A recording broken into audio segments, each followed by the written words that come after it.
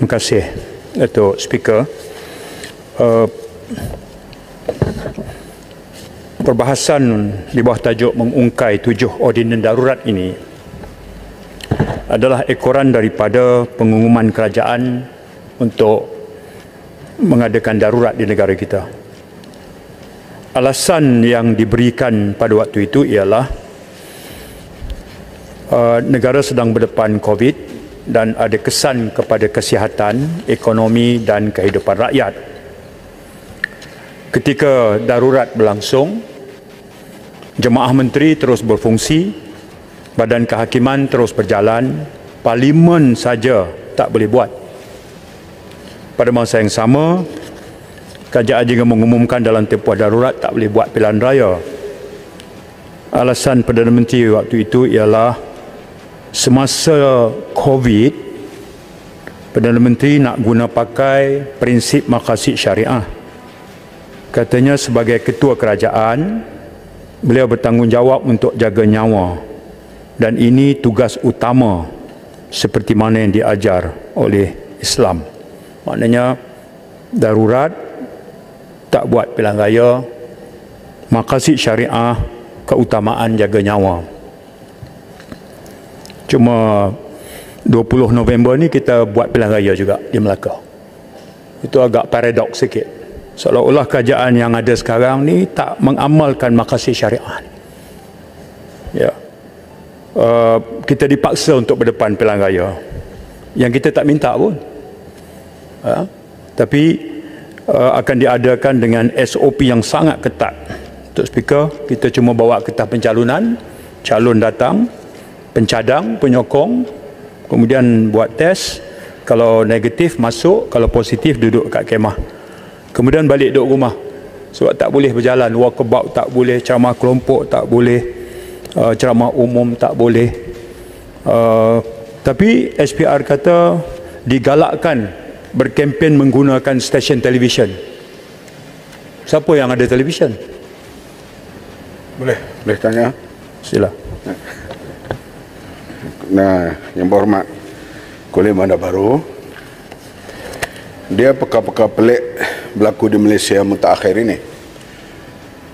Peliknya dulu ahli parlimen tak boleh masuk parlimen. Peliknya masa darurat, penjangkitan tu paling tinggi sampai 24,000, mati sampai beribu-ribu, beratus satu hari, kemuncak sampai 360 satu hari. Sekarang nak berlaku pilihan raya di Melaka lagi pelik. Melaka tahap 4. Restoran penuh, mall penuh, kenduri kahwin boleh buat, kuliah boleh buat. Ceramah tak boleh, berkempen tak boleh, rumah-rumah tak boleh. Jadi Malaysia ni menjadi negara yang pelik dalam dunia. Undang-undang yang berubah ikut nafsu pemerintah, bukan peraturan-peraturan lagi.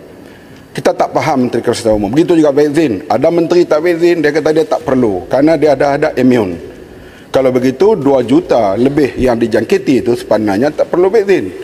Jadi dasar vaksin pun bercelaru, dasar MCO bercelaru. Setuju tak dengan saya? Negara Malaysia negara kelang kabut sekarang ini. Terima kasih sahabat saya dari Kota Raja. Tidak syak lagi, saya setuju sepenuhnya. Datuk Speaker, ketika pembentangan menteri tadi dihurai panjang lebar tentang ordinan darurat yang 7 perkara itu, keberkesanannya dalam mencapai tujuan darurat. Tujuan darurat ni nak flatten the curve. Tapi data dan angka tak menceritakan begitu. Contoh, sebelum darurat 11 Januari, kes positif 2,232. Pada ketika darurat ditamatkan, kes positif 17,000. Kalau ikut logiknya, darurat bertujuan untuk flatten the curve.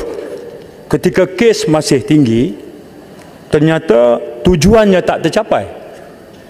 Jadi lintang pukang habis. Dari penggunaan katil ICU, penggunaan bantuan oksigen, kes kematian, semua meningkat. Darurat dikatakan bertujuan untuk kawal masalah kesihatan. Semua angka menunjukkan darurat itu gagal. Ya, jadi ordinan-ordinan yang disebut tadi sedikit sebanyak adalah facilitate here and there, ada. Tetapi nak dikatakan bahawa darurat itu senjata ampuh untuk mengekang dan mengawal COVID, itu tidak betul. Kerana daripada carian data analytics yang kita kumpulkan dan melalui kajian literature yang kita kumpulkan, lebih daripada 60,000 COVID-19 related publication, kita dapati bahawa tidak ada satu pun yang merujuk kepada darurat sebagai ubat untuk mengawal COVID. Tak ada. Dan ada sejumlah 790 kertas kajian tentang non-pharmaceutical interference ini. Maknanya mask ni adalah non-pharmaceutical, jaga jarak ni non-pharmaceutical, suntikan vaksin ni pharmaceutical. Ya, 790 kajian as of today, setakat hari ini tak ada satu pun yang memetik kaedah darurat sebagai cara atasi masalah COVID. Jadi kita sudah salah pakai formula dan ubat. Jadi 7 ordinan yang kita ungkai ini semestinya lah, sebab kewujudannya itu saya kata adalah 1-2 soal penjajaran guna tenaga untuk kesihatan dan keselamatan, soal logistik, tempat dan kenderaan, soal kewujudan hospital kluster, mobilisasi sumber, bangunan dan fasilitis. Poin saya adalah, Datuk Speaker, hal itu boleh dibuat tanpa memerlukan perintah darurat, tanpa memerlukan proklamasi darurat. National Disaster Management Agency dengan arahan Majlis Keselamatan Negara, ya, nombor 18, nombor 19, nombor 20, nombor 21, itu semuanya mencakup tentang penggembelingan sumber. Tapi tujuan sebenarnya hanya terserlah selepas itu, ya, iaitu Parlimen terhenti. Walaupun ketika diumum oleh Perdana Menteri Pak Goh waktu itu, dia kata darurat sekalipun kerajaan bagi komitmen untuk mengamalkan good governance, tata kelola kerajaan. Tapi itu tak kesampaian sebab Parlimen tak boleh bersidang. Parlimen ini tempat untuk kita semak dan imbang. Parlimen ini tempat kita memantau.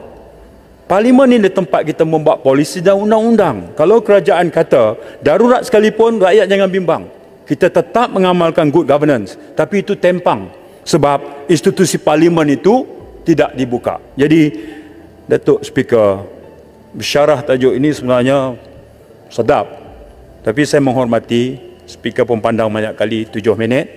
Saya jenis patuh dengan masa ini, tapi tak apalah, nanti mungkin Menteri boleh sebut lagi. Poin saya terakhir, Datuk Speaker, 1 minit.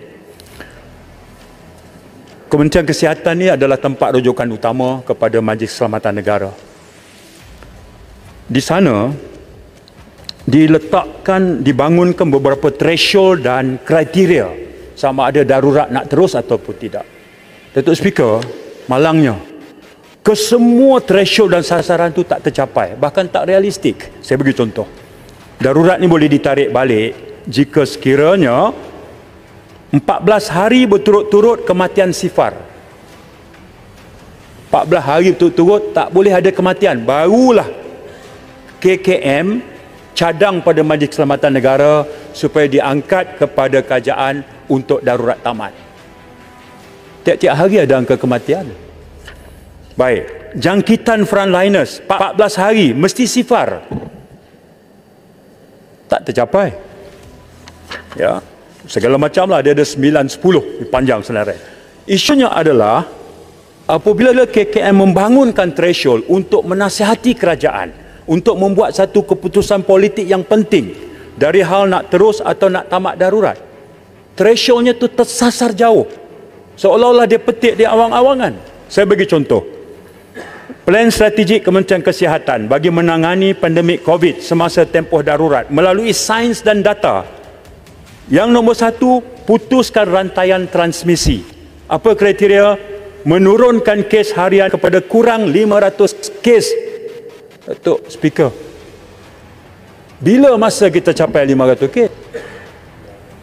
Jadi data dan sains digunakan sebagai alasan, tetapi baik penetapan threshold ataupun plan strategik tersasar jauh. Dan KKM inilah juga menasihati SPR tentang SOP Pilihan Raya Melaka. Kalau ini pun lagi jauh, apa jaminan bahawa SP dia di Melaka itu juga adalah merupakan gambaran bahawa dia betul-betul nak jaga nyawa, ataupun sebenarnya nak mewujudkan keadaan yang persaingan yang tidak sama rata padang permainannya. Tuan Dipertua, apapun ordinan darurat ini wajar diungkai, kerana ordinan ini wujud kerana adanya darurat. Dan apabila darurat tamat 1 Ogos, ada ordinan yang tamat serta-merta.